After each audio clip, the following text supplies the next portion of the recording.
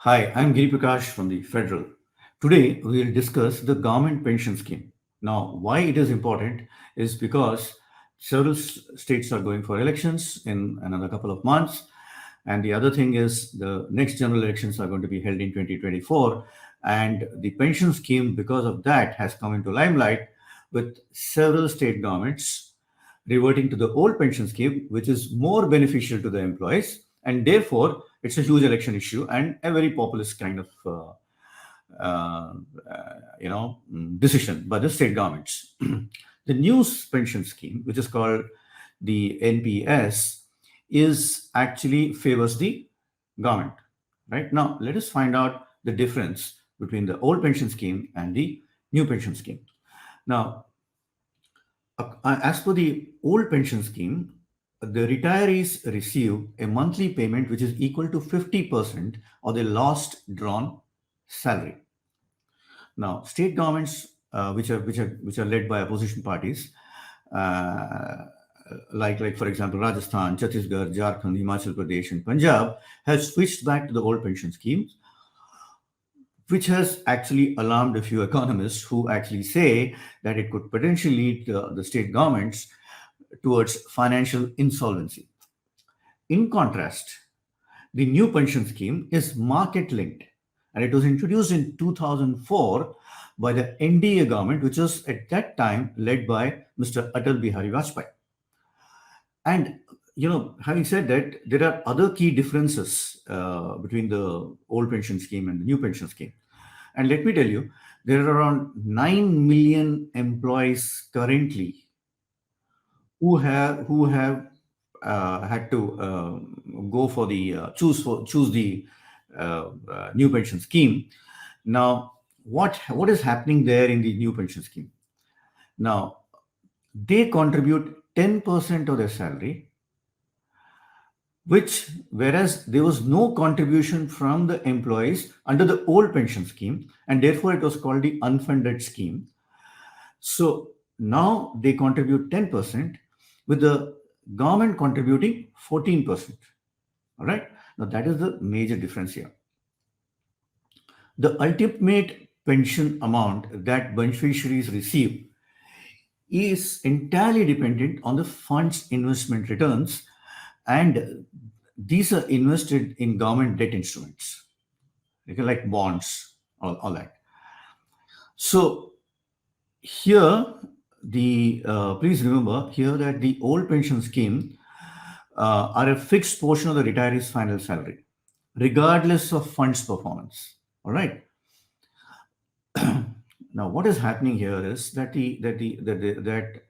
this has led to a situation where the central government has had to take action, and therefore they came up with a committee formed under the chairmanship of T.V. Somanathan, whose committee was told that you should look into various aspects and see whether the new pension scheme can be tweaked, number one, and whether a guaranteed amount can be given to the retirees. Now, having said that, the government, having said that, there are several economists, as we had told you earlier, who have raised an alarm saying that it's going to create huge problems for the states. And one of the key persons who actually believes that this could be disastrous for the state government is Mr. Soumyakanti Ghosh, the Group Chief Economic Advisor at the State Bank of India, which is the largest bank in India. He has talked about how in the fiscal year 23-24, India's federal pension budget was a whopping 2.34 lakh crore rupees. His research also shows that over a 12-year period ending 21-22, the compounded annual growth rate of pension liabilities for all state governments was 34%. By the fiscal 2021, the pension outgo as a percentage of revenue receipts had reached 13.2%, indicating a significant financial burden. right?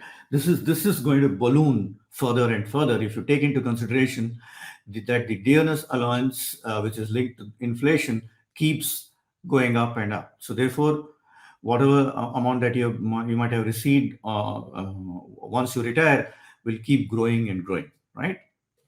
While there are arguments and counter arguments about the old pension scheme and the new pension scheme, because the government is a welfare state, the government should look after its citizens, and therefore, uh, under that argument, one can say that the old pension scheme is much better because it benefits the employees, the benefits the employees, and of course the retired pensioners more than the new pension scheme. Another aspect to it is that when government employees have done the same kind of work, why is there a discrimination when it comes to the pension scheme? Right. Now, this argument has been going back and forth, and the government is unable to decide what it should do. So there's an issue as far as political issues are concerned, and another is the fiscal burden that the government has to endure. So between these two contrasting kind of poles, where does the government stand? How does the government go ahead and ensure that there is less government, there is less fiscal burden. At the same time, the employee benefits a lot. So there is a possibility that under the Somnathan committee, the committee might recommend, as we had talked about earlier, that there will be at least a 40% fixed component which will go into the pension contribution from the government in this regard. So another argument that is gaining ground is that uh, the employees associations have actually said that it is fine. We do agree that there is always this issue about financial burden and all that. Please increase our salary so that at the end of our when we actually retire, we get a higher amount, whether it is market linked or not. We are going to get a higher amount, which should be on par with the 50% of the last drawn salary of the pensioners before the 2004 scheme came into prominence. All right. Now, so these arguments are going for are gaining ground. Um, at the same time, acknowledging that the pension's significant economic impact, they will actually stimulate spending across age groups. Now, this is another aspect that one needs to take into consideration. That while you're doing all these kind of exercises, this will actually stimulate more spending and actually drive the economy better. The Pay Commission of India could actually explore these ideas, aiming to harmonize compensation structures in its forthcoming recommendations. Hopefully, at some point in time, both the parties, both the opposition and the ruling parties, will come to a common ground so that uh, the governments don't suffer a higher financial burden. At the same time, employees' interests are taken care of.